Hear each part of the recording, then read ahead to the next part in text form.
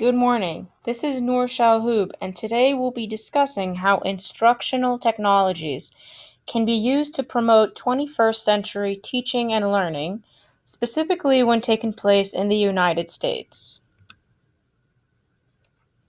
To get a good baseline of what 21st century teaching and learning is, we'll first cover what we mean by this phrase. 21st century teachers should aim to make their content area applicable to other content areas, and this should be done in collaboration with other teachers. Ultimately, this will lead to a more globalized mindset. Teachers today are also expected to integrate life skills into their curriculum and everyday discussions, such as taxes, mental health, and soft skills in the workplace. The goal of any 21st century teacher should be for student self-sufficiency and autonomy, not only in the content area, but generally speaking. Lastly, the 21st century educator needs to be unafraid of technology. 21st century learning can be generalized into the 4 C's. They should be creative, collaborative, communicate effectively, and think critically. I also included open-mindedness, because what is the use of communication if you function with a closed mind? Websites and the internet in general promote 21st century teaching and learning because they can potentially serve as a center of information for everyone involved. They can be accessed on any cell phone device and/or laptop.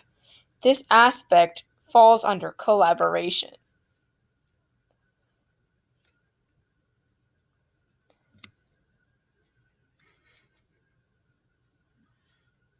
Online textbooks are efficient for multiple reasons. If given access to these, they could significantly reduce paper waste and the amount of money that is consistently allocated for new and replacement textbooks. They are more efficient in terms of accessibility. You no longer have to wait till the next day to look something up in the textbook that you left in your locker or at home. Finally, they are efficient in terms of physical effort. You could carry 10 textbooks around with just one laptop. This aspect falls under communication. Calculators oop, Calculators and specifically Wolfram are never going to go away. They will only become more and more powerful with time. The best thing that 21st century teachers and learners can do is to embrace their existence. Other platforms like Photomath, Symbolab, and Desmos need to be acknowledged, especially in high school math classrooms. However, teachers need to use discretion.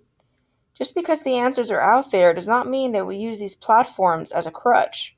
Asking students to critique the methods of solution and asking open-ended questions that discuss these methods will help the students understand on a much deeper level than just copying the solution.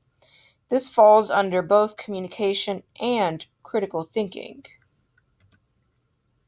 Prior to the 21st century, these elements that you see here used to limit the reach of educators. Now, instructional technologies make these elements virtually powerless, so to speak. Teaching and learning is now available 24/7. The 4 classroom walls used to confine us. That is no longer the case.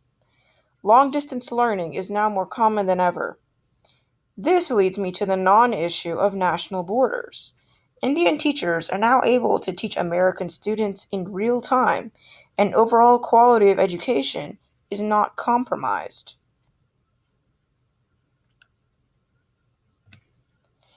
This is an image of the famous Albert Einstein teaching physics to young black men at the HBCU, Lincoln University, in 1946. Many do not know this, but Einstein made his viewpoint on racism very clear. It was, to quote him, a white man's disease. This is the important part. Even though this classroom that you see here was set in the 1940s, Einstein's classroom and his conscious decision to teach the oppressed and discriminated against is in the most important ways a great model for 21st century teaching and learning. Him and his students were hyper aware of the status quo, were using education as a vehicle for self sufficiency and autonomy, even with the rest of the world working against them and their potential success to break out of their current socio-economical class. Einstein was ahead of his time in many ways, and while he wasn't using technology like we are today, he was known for trailblazing new methods of thinking about the world that we live in. Einstein truly achieved communication, collaboration, critical thinking, and creativity in his lifetime and in this one classroom alone. He is most known for the following quote: "Education is not the learning of facts, but the training of the mind to think." Thank you.